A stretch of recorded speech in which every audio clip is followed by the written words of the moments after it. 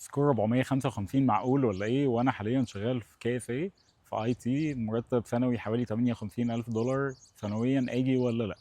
طيب بص، مبدئيا 455 كويس، ولكن السحبات دلوقتي الجنرال دروز كلها للاسف مقربه على 490 500، فشويه الرقم تشالنجينج ومش معروف هل هينزل تاني ولا لا.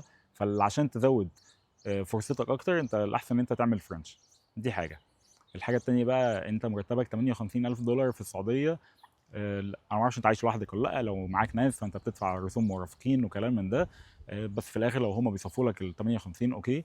لو انت هتيجي كندا، على حسب انت شغال في انهي جزء في الاي تي، لا ال 85 الف دولار او 100 الف دولار اللي هم هيصفوا لك على ال 58 او 60 الف دولار سنويا بعد الضرايب بعد كل حاجه، لا ده يعني يعتبر رقم كستارت. هنا ممكن توصل اعلى من الرقم ده بكتير، على حسب انت الليفل بتاعك ايه وعلى حسب انت شطارتك عامله ازاي. فبالتالي كانت تعتبر كويسه بالنسبه لك، بس الاهم ان انت هيكون عندك دخل كام هنا، هتدخل ازاي اصلا، فاهم؟